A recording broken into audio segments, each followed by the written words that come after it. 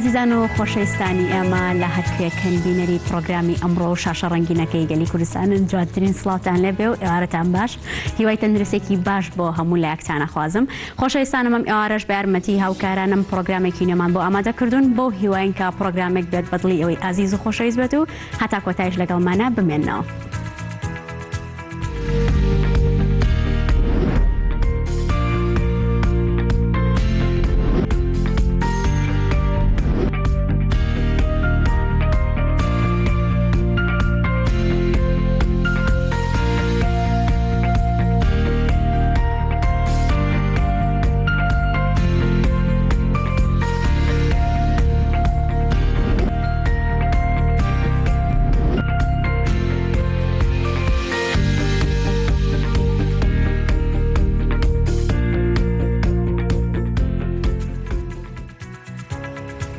جارێکی تر سڵاتان لەبێ خۆشەویستانم. ئازیزان میوانی ئەم ئێوارەمان میوانێکی زۆر تایبەتە. ئەو شاعیرە لە ڕانی خۆشەویستەوە هاتۆ بۆ لای ئێمە و ئەزیەتی کێشەوە هەر لە شاری ڕانی ئازیزەوە هەتاکو شاری سلێمانی ئێمە بە خێراتنی ئەەکەین و چاوماڕون زۆر سپاس بۆ ئامادەبوونی. ئەو لە پاڵ کاری سیاسی پەرەیاوە بە کاری هونەری و ئەدەبی خۆی و خاوەنی چەندین توانە و کاری خۆیەتی کە من لێسەدا لە سیڤێکی کورد زۆر بە کوردی چەند لە کارەکانی ئێوەی ئازیز و خۆشەویست ناسێنم. ئەو ئەحمەد محەممەد عەبدوڵایە ناسراوە بە ئەحمەد سەپان لە ساڵ 1970 پەیوەندی هەواڵی نهێنی بە ئێزگەی دەنگی گەلی کوردستانەوە هەبووە و لە 1990 بووە بە پەیامنێری ئێزگەی دەنگی گەلی کوردستان. لە یەکەم ڕۆژی دانانی تەلەڤیزۆنی گەلی کوردستان بووە بە پەیامنێری ئەو کەناڵە. لە ساڵی 1992 پەیامنێری بەڕێز مام جەلال بووە و بە دووەم دەنگی سنوورەکەی بکەوە خۆی دەڵێ ئەندامی یەکەمین کۆنگرەی یەکێتی نیشتیمانی گەلی کوردستان بووە. تاکە ڕێگە پێدراوی ئەعلامی ناو کۆنگرەش بووە و لەگەڵ دانانی کەناڵی کورسات لە ساڵی 2000 بووە بە پەیامنێری ئەو کەناڵە. کاک ئەحمەد زۆر بەخێر بێت. سپاس بۆ ئامادەبوونی وەڕێستا. کاک ئەحمەد ماوەی چەندێکە دەستی کردو بە نووسینی شاعر؟ من لە کۆتایی هەفتاکان هێشتا مناڵ بووم دەستم کرد بە نووسینی شعر و لە ساڵی 1970 شعر دەنووسم.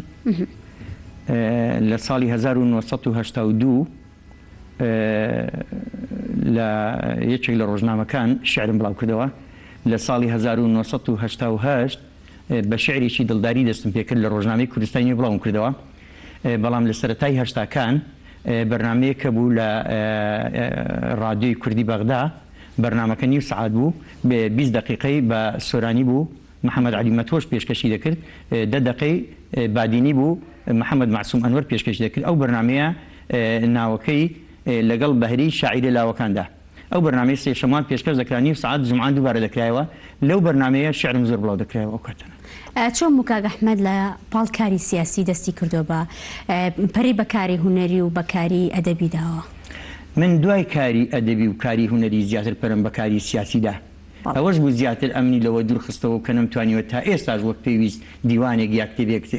چاپ بکەم. ئەوەی لە پرسیارەکان بۆچی هەتاکو ئێستا لەگەڵ ئەوەی کە لە زۆربەی زۆری گۆڤار و ڕۆژنامەکانە کە شعری کاک ئەحمەدی تێدایە بەڵام هەتا ئێستا خاوەنی هیچ بەرهەمێکی چاپکراون. من لە زۆر گۆڤار ڕۆژنامەدا هەم لە سەردەمانی ڕژەم هەم دواتریش لە دوای ڕاپەڕین لە زۆر گۆڤار و ڕۆژنامەدا شعرم بڵاو کراوەتەوە، لە گۆڤاری کاروان، لە ڕۆژنامەی هاوکاری، لە گۆڤاری ڕەنجین، لەوانە شعرم بڵاو کراوەتەوە لە سەردەمانی ڕژەم و دواتریش لە ڕۆژنامەی کوردستانی نوێ، لە ڕۆژنامەی وڵات، لە ڕۆژنامەکانی حیزبی دیموکراتی کوردستانی ئێران شعرەکانم زۆر بڵاو کراتەوە. بەڵام ئەوەی کە منی زیاتر دوورخستەوە لەوەی کە نەپڕژێمە سەر ئەوەی کە من دیوانێک چاپ بکەم، زیاتر خۆمدایە کاری پەیامنێری ڕاگەیاندن. من هەر لە سەرەتای لە دوای ڕاپەڕین وەکو خۆشت ئاماژەیەک پێدا 5 کڕانی ئازاکرا لە 4 تا ئەو دقەی لەگەڵ ئێوە دانیشتوم من بووم بە پەیامنێری ئێزگەی دەنگی گەلی کوردستان. دواتریش ئەوەی کورسات و گەلی کوردستان و وە خۆت ئاماژەت پێدا. ئەوانە بواریان بۆ من نەهێشتەوە ماوەیەکیش لەگەڵ بۆ ڕێز مام جەلال. ئەوانە بواریان بۆ من نەهێشتەوە کە زیاتر ڕوون کردە کاری سیاسی وەک پەیامنێرێکی سیاسیش ناسرام. ئەوانە لە کاری پەیامنێری و نووسین و راپۆرت دووریان نەخستمەوە. دەتوانم بڵێم بە 2000 بە 3000 راپۆرتی تەلەڤیزیۆنیم هەیە راپۆرتی رادیۆیم هەیە بەڵام ئەوە لە مەیدانی شعر و چاپکردنەکان دووری خستمەوە ئێساش کە خانەنشینم کاری ئەعلامیم کاری حیزبیم کاری حکومیم هەمووی لە لای حاجیج نییە ئێستا دەرفەتێکەیە لە مەودووە چای حاجیژنێت ماچەکەین منیش هەلێرەوە چای ماز دەکەم ئێستا لە بەرنامەمدایە دەست پێ بکەم لەم زستانە دووشتم لە بەردەمدایە کە لە نیازمدای بینیسم یەک چوارین شعرەکانم یەکێکی تریش نامیلکەیەک ئەگەر بسوچیش بێ بە ناونشانی ئەو کاتانەی لەگەڵمان بوو کە من ئەو کاتانی کە لەگەڵ بە ڕێژمان زەرار بووم ئەو راپۆرتانە هەم لە کوردستانی وەریان دەگرمەوە هەم لای خۆشمەرچی بێ پارێزراوە ئێستا ئەوە لە بەردەستمە بۆ چاپکردن یانی لە بەرنامەت هەیە و کاری لەسەر دەکەم تەمەەن بوار بدا پێیدا دێم ئینشاڵڵا بوارە درێ و بە هیوادارین بە زووترین کاتیژە و کارە چاپکراوی تۆ ببین و زیاتر چێژ لە بەرنامەکان ئەم بەرنامەیە و بۆ گەلی کوردستانیش کە من هەمیشە بەی خۆمی دەزانم بێگومان گەلی کوردستانی هەموو خەڵکە و مڵکی خەڵکە و لە خزمەتی ئەوەدایە کاک ئەحمەد شعرەکانی تۆ زیاتر لە چی بوارێکدا نووسراوە یا خۆت خۆی لە چیا دەبینێتەوە شعرەکانی من دەستپێک کە دەستم پێکرد شعری نیشتیمانی بوو حماسەتەکەی ئەو کاتانەوا بوو لە دوای شعری نیشتیمانی شعری دڵداریشم هەیە چوارینە شعرم هەیە شعری منداڵانم هەیە شعری هەزەلیم هەیە لەو بابەتانە شعرم نووسیوە بەڵام زۆرترین شعرەکانم شعری دڵداری و شعری نیشتیمانین ئەم بینە زۆرتر ڕوون کردوتە چواری بۆچی زیاتر شارەکانە دڵداری بوون ئایا کەسێک هەبووە کە وا لە تۆ بکات شاعری دڵداری بۆ بنووسیت تۆ من حەز ناکەم برینم بکولێنیەوە من ئەو کاتانەی پۆلی دوی ناوەندی بووم لە چوار قڕنا سەرەتا بە ئەوەشت بۆ ڕاستکەمەوە من ڕێز و خۆشەویستیم هەیە بۆ ڕانیە ڕاستە خەڵکیڕانیم بەڵام من هەم لە گوندێکی ئەستریلیان کە سەر بە ناحی چواقڕنی لەدایک بووم و تا ئێستا من هەر لە چواقڕنم لەگەڵ خۆشەویستیم بۆ ڕانی و خەڵکیڕانیە من ئەو کاتانە پۆلی دوی ناوەندی بووم لە چوار قڕنا لە ناو پۆلەکەی ئێمەدا دوو کەسە بوو یەکێک لەو کچانە من هەر خۆشم دەویستەوە هەر ئاگای لێ نەبوو ئێستا حاجیژنیش ئاگای لە مۆزا هەیە ئاگای لێیە هەموو شتێک دەزانێت بۆم باس کردووە بەڵام دواتر خۆشەویستێکمان دروست بوو لەگەڵ ئەو کچەی کە باسی دەکەم کە ماوەیەکی پێچوو یەک دو ساڵێک و نامەگۆڕینەوەمان بەردەوام بوو هەموو نامەکانی ئەو پارێزراوە ئێستا حاجیژن ئەو نییە نا ئەو یەکێکی ترە نامەکان پارێزراون ئەو نامانی کە بووی نردوم ئەوەی کە بۆم دەناردەوە تەنانەت لە ساڵی 2000 دوایی بووین بە خوشکبرا خۆشەویستەکە وتایە تەواو دوای ئەوە مچوومە بڵین ئەو پرۆسی هاوسەرگیریەوە و ئەو خوشکی بەڕێزە ئێستاش عیلاقەشمان زۆر دوای تەمەندرێژی و بەردەوامی ئەخوازی ئێستا عاشقەکەت بۆ حاجیە بۆ حاجیژنە ئێستا ڕێز و خۆشەویستی من هەر بۆ حاجیژنە من ئێستا دڵداری دەکەم تازە شعرێک لەو شعرە دڵداریانەمان ئێستا دڵداری دەکەم بەڵام لەگەڵ چێ لەگەڵ خۆشەویستەکەی خۆمدا کە خێزانەکەمە یەخوا هەر بۆیەک بمێن و بەڵام لەسەر شعری دڵداری حەز دەکەم شتێک بڵێم لەگەڵ ڕێزم بۆ هەموو شاعیران و لەگەڵ ڕێزم بۆ هەموو کچان و ژنان و ئەوانەی کە خۆشەویستی دەکەن شعری من لە هەموو شاعیرەکان جیایە چۆن ئەو جیاوازیە چۆن ئەو جیاوازی ئەوەیە من لە هەموو شعرەکانی خۆمدا خۆم بە گەورە نەزانیوە خۆم بە گەورە نازانم بەڵام لە هیچ شعرێکدا بۆژن خۆم بچوو نەکردێتەوە خۆم بچوو نەکردێتەوە تۆ کە زۆر ڕێز لە خۆشەویستەکە دەگری ڕێزی لێ دەگری بەڵام لە بەرامبەر ئەودا ئەووا دەزانێت تۆ هەموو شتێکی ئەوی ناوانە وانە مەبەستە چییە لەوەی لەو کاتیاوە هەستەکات هەموو شتێکی ئەویت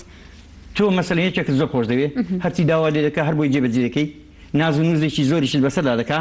هەست بەوە ناکە هەندێک لەو خۆشەویستی تۆ ڕێزە سەنگە دەنگە ڕەنگەدەوە نازی ژنانەیە بەڵام دەبێ هەست بکە بوون منە من ساڵی 1970 لە ژمارە 63 گۆڤاری کاروان سەردەمی ڕژێم شعرێکم بڵاو کردەوە شعرێکە هونەرمەند زیاد ئەسعەد ڕێزم هەیە بووی ئێستا لە دەرەوەی وڵاتە هیوای تەندروستی باشی بۆ دەخوازم شعرێکی کە خوێندبووە سەرنجی ڕاجفشا بوو لە ڕێی کاشێزا عەبدوڕەحمان کە من هاوڕێی شێزا عەبدوڕەحمان بووم کە شتەکانم لە ڕۆژنامەی هاوکاری بڵاو دەکردەوە ڕەفاقەتمان هەبوو لە ڕێی ئەوە داوای کرد بوو توی ئەگەر ئەحمەد سەفار ڕێگە بدا ئەو شعرا سەرنجی منی ڕاشاو دەکەم بە گۆرانی ینی کاک زیادەسەد کە ئێستا هونەرمەندی خۆشەویستیمان بۆی هەیە ئەو یەکێک بۆ لەو هونەرمەندانەی کە شعرەکەی تۆی کردووە بە گۆرانی بڵێ تەبعاً دوای من کە ڕێگەم پێدا ئەو شعرە بکا بە گۆرانی ئاوازدانەر و هونەرمەندی گەورەی فارس معینی ئەسفەهانی لەسەر ئاوازێکی ئەو شعرەکەی گوتووە ئەو بوو بە دەوری 30 ساڵ زیاتر ئێستاش ڕۆژانە لەناو گەنجاندا نوێ دەبێتەوە ناتوانم بەو دەنگە بۆ دڵێم بەڵام شعرەکە ئەوەیە کە دەڵێ چەند جار دەستێت کردەمێکە لە گۆرانیان زۆر باشە بەر لەوەی کە شعرەکەمان بۆ بخێنیتەوە ئێمە وچانێکی کورتمان هەیە و لەگەڵ ئێوەیە بەردەوامە بین.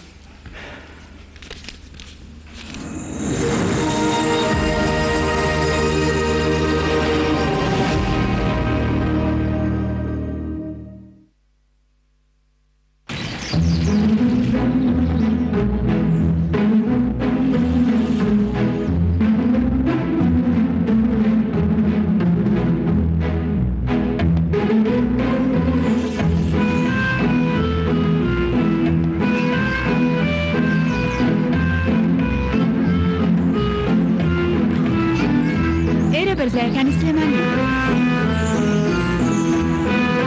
بەرزایەکانی سلێمانی هێمای شارستانی ژیان.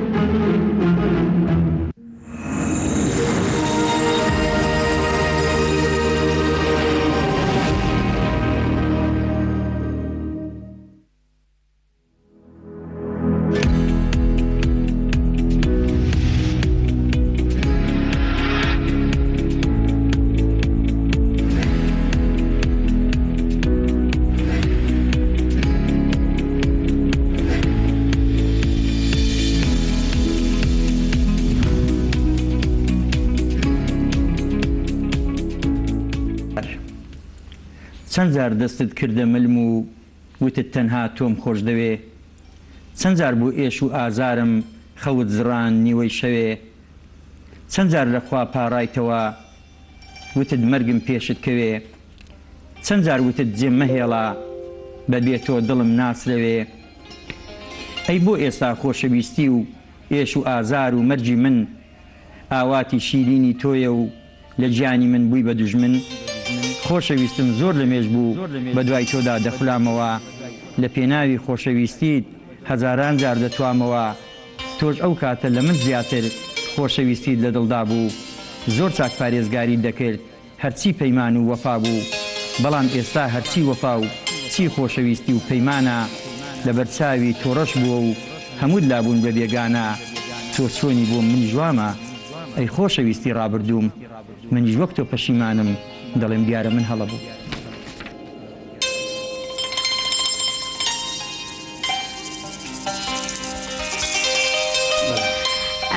پرسیارێک هەتاکو عاشق نەبیت نابی بە شاعیر، یاخود ئەگەر شاعیر بیت عاشقە بیت؟ مەرج نییە، هەموو شاعیرێک عاشقە، هەموو عاشقێکی شاعیرە و هەیە شاعیریش نییە و بۆ دەڵێم شاعیرە. ئێستا تۆ دەچێ دەرەوە هیچ شعر نازانی، لە بواری شعردا شارەزای نییە، بەڵام خوا نەخواستا دەگەی بەردەگا دەبینی سیارەیەک لە منداڵی دەدا دەڵێ بەخوا حەیف، ئێوە حەیفە هەستە شعرە شاعیرە،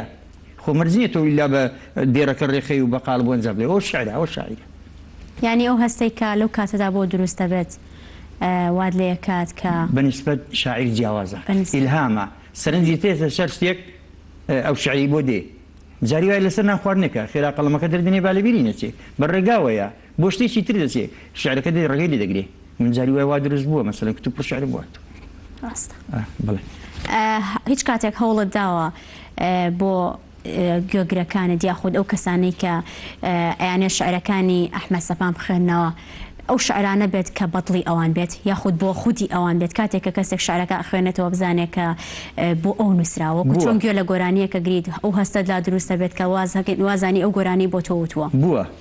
ئێستا مەسەلەن من ئەو شعری کە بۆ تۆم خوێندەوە یا ئەو دێک دوو شعری بۆ دەخوێنمەوە لەوانەیە دەیان لەوانەیە کە ئێستا بینەری ئێمەن بڵێ وەڵای ئەوە دەڵێ من نووسیمە بۆ خۆم نووسیمە، دەبێت بەو نیەتە بینوسی، بەڵێ ئێستا وای دەنووسی ئەو کەسە لە ناخی خۆیدا وا دەزانێت ئەو شعرە خۆی نووسیوێتی بۆ ئەو کەسێکی نووسیوەکە مەبەستێتی. من لەو قالبەدام بەشتووە. بەڵێ شعرەکانت لە چی بوارێکی دیکەدا خۆیان نەگرێتەوە یاخود ئەوانەی کە تۆ زیاتر جگە لە لایەنش ئەوەی بۆ عاشقێک یاخود بۆ خۆشەویستی نووسی بێتت گرنگیت بە کام لایانی دیکە زیاتر؟ من زۆر گرنگیم بە شعری نیشتیمانی داوە، لە دوای شعری نیشتیمانی وەک باسم کرد شعری خۆشەویستی و دڵداری شعری ئاینی. باوترین شعرە نیشتیمانیەکانت کامانن و ئەگەر بەشێکی پێشکەشی ئەمەش بکەیت؟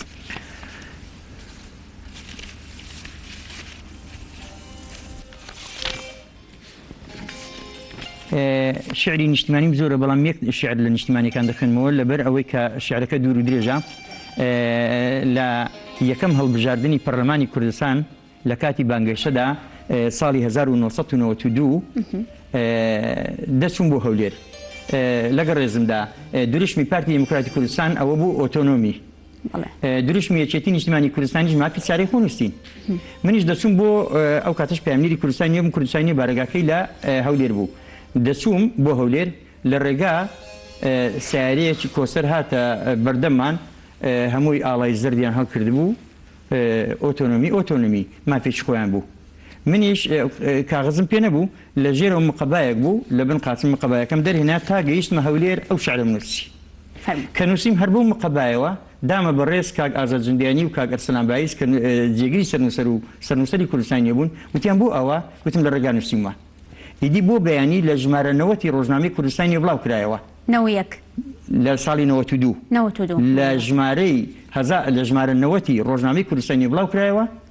و هەتا ئێوارەش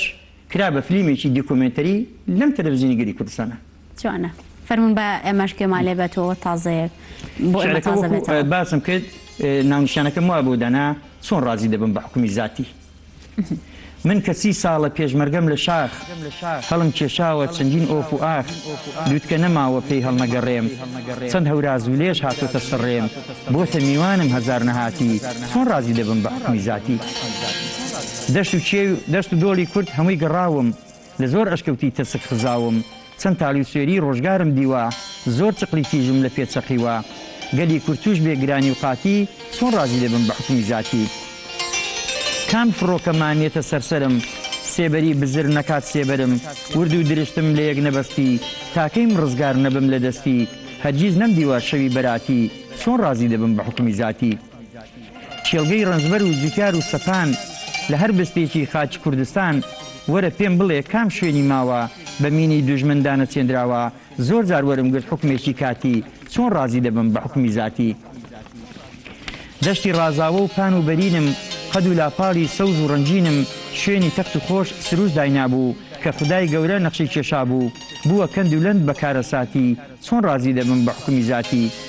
کاتێ بەستەسێن ئەگوێزرایەوە ئیڤایەکم دی چوون بەلایەوە بینیم حەنیفەی بووکی یەک ساڵە ژانی گرتووە و ژانی منداڵە بینیم شەهید بوو ئەو کات و ساتی چۆن ڕازی دەبم بە حکومی زاتی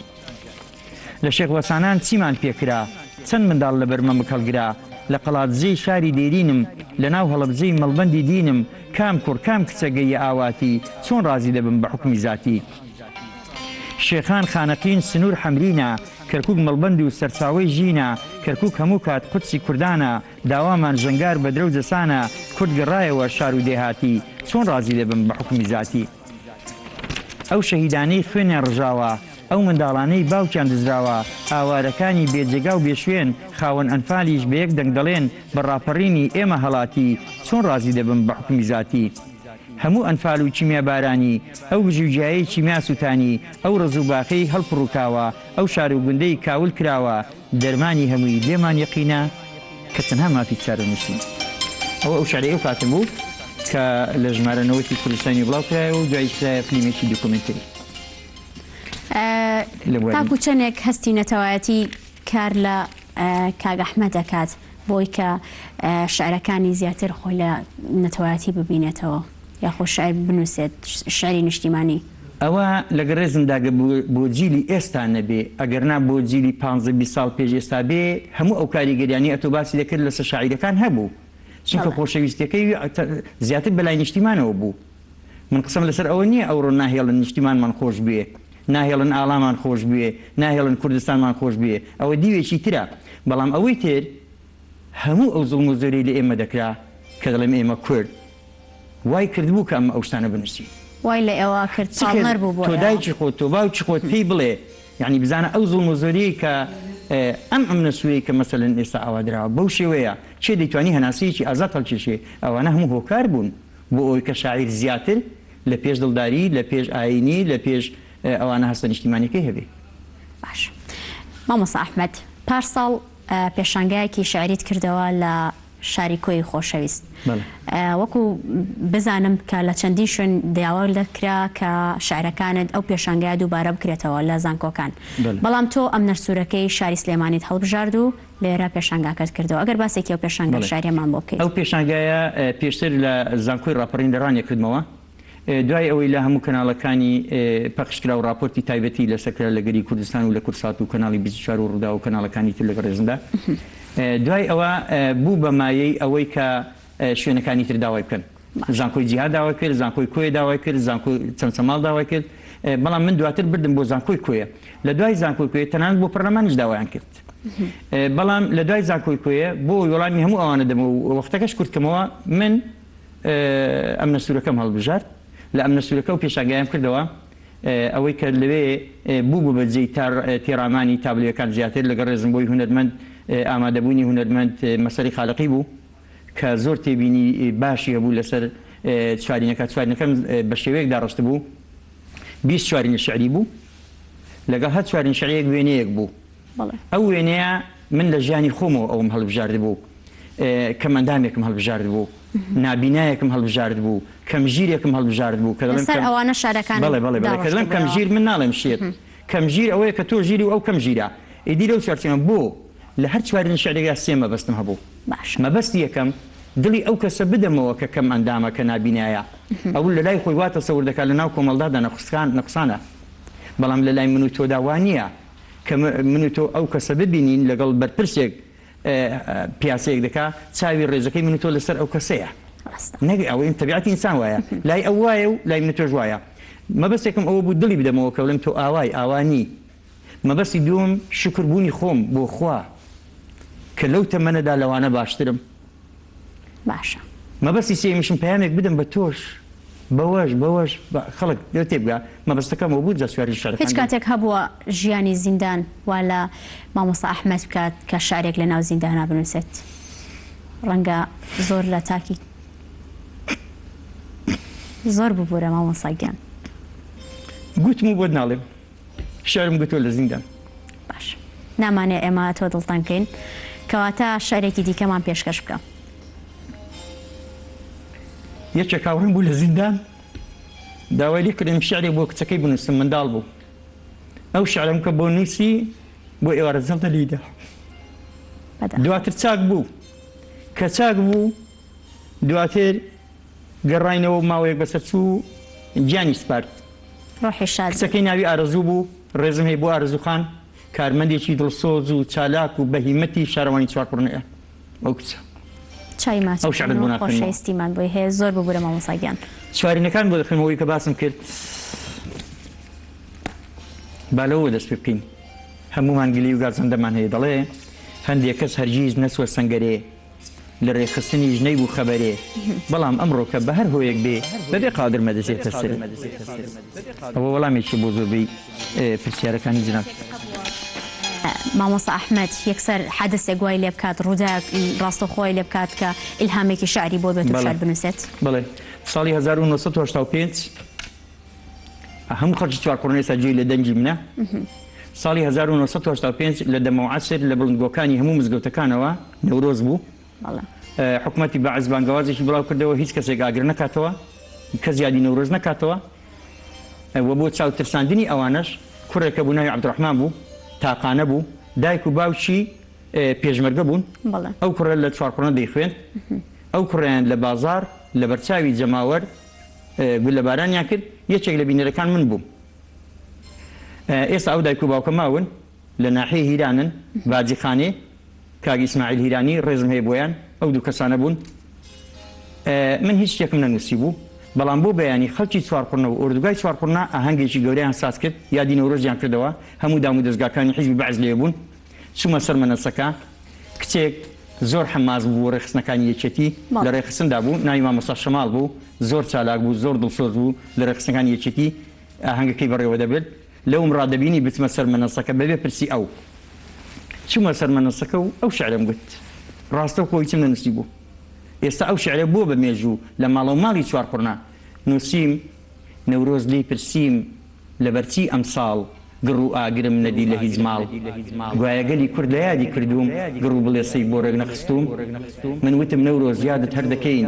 ئاگر و گڕت هەر بۆ هەڵدەکەین ئەم ساڵ ئاگرمان هەڵ نەکردووە بەڵام لە دڵمان گڕی گرتووە دیدی ئەوە خۆ پێشاندانێکی ڕاستەوخۆ لەوێ و دوای بوو بە خۆ پیشاندانێکی دروست کرد لە چوارینەکان ئەگەر شتێکت بۆ بڵێم زۆر باشە زۆر کەس خۆی دەکات بە قوربانی گەل دڵسۆزە بە قسە و گفتار و هەیکەل بەڵام بۆ دژمن پێلەگەل دەنێ ئەگەر جارجارە بۆی هەڵکەوێ هەل زۆر پێشمەرگەم دی ساڵە های ساڵە گیرفانەکانی هەردەم بەتاڵە زۆر بێغیرەتیش لە حسابی ئەو سەیری ماڵێکی خۆشترین ماڵە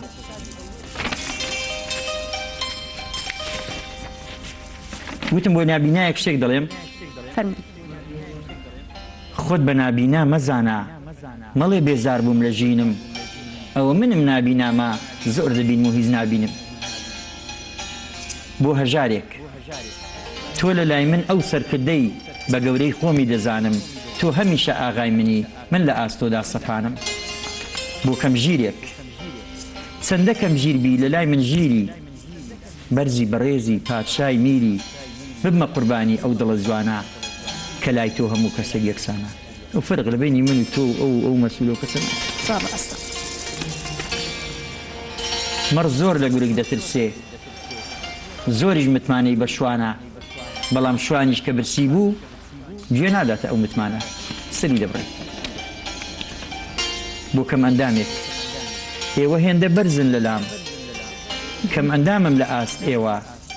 دەبێت چەند قەرزاری خوا بم کە ڕایگرتومە بە پێوە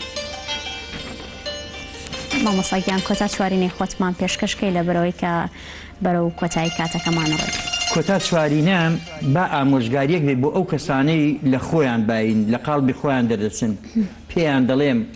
خۆت پێ بچووک بێ تا گەورە دیاربی نەک گەورەیەکی جێگەی پلاربی کاتێک دەزانم تۆ چەندە گەورەی دۆست و تێکەڵی خەڵکی هەژاربی بە چوارینەکانی مامۆستا ئەحمەدا دیارەکە چاوێکی کراوەت لەسەر هەموو چین و توێژەکانی کۆمەلگا هەیە و بەبێ جیاوازی چی پلەدارێک بێت چی نابینایەک بێت چی کەمەندامێک بێت کە لەلای ئێمە ئەوانە گەورن ئەوانەش هەمویان خاوەنی توانە و بەری خوان و بەڵام چاوت لێیان بۆ و شارەکانت بۆ هەموو چینەکان بۆ بەبێ جیاوازی زۆر ڕاستە زۆر سپاس بۆ مامۆستا ئەحمەد دووبارە بەخێر بێت هەر لە ڕانی خۆشەویستۆ لە چوارقۆڕنەوە هەتاکو و شاری سلێمانی ئێمەت گەورە کرد زۆر دڵخۆش بووین بەو دیدارێکام بێگومان تۆ کاتێک هەیە دو قسەی خۆت فەرمون من لە هەر بەرنامەیەکی ئاوا تایبەت لە کورساتی بەرنامەی تایبەتمە بووە لە شوێنی ترمە بووە حەز دەکەم لە کۆتایی قسەمدا سڵاو و ڕێزی تایبەتم بۆ گەنجان بنێرم بەگشتی بەڵام گەنجانی چوارقۆڕە زۆر بە تایبەتی ئەگەر بشپرسی بۆ زۆر بە تایبەتی من کوڕێکم لە یادی تەمەنی بۆ یادی 22 ساڵەی خۆی دیارەکی کڕی بوو بۆ 22 هاوڕێی لە ڕێگادا کە بیبا بۆ ئەوانە سیارەکەی لێوەرگڕاو ئێوە خۆش بێگومان ئەوانە کۆمەڵێک یادگاری ناخۆشن کە لە زەهنی مرۆڤ بێننەوە ئێمە ببوورە کە ئەو یادگاریانەمان بەبیری تۆ هێناوە بێگومان کە هەمیشە ئەو یادیان زیندووە زۆر سپاس دووبارە بۆ ئامادەبوونی تۆ بەخێربەی سەرچاو من باسم کرد ئەو کچ و کوڕانی چوارقۆڕە هەمویان بۆ مستەبوودین هەموو ڕێز و خۆشەویستیمان بۆ هەر هەمویان هەیە ئەوانەشی کە لێستا لە ژیانە نماون ڕوحیان شاد بێت و ڕوحیان ئاسوودە بێت بەڵێ خۆشەویستان ئێمە هاتینە کۆتایی پرۆگرامی ئەم ئێوارە سپاس بۆ ئێوە کە هەتاکوی ئێستا لەگەڵ ئێمەیە ماونەتەوە هەتاکو ئێوارێکی دیکە بە دیداریەوەی ئازیز و خۆشەویست شادەبینەوە ئێوارێکی خۆش.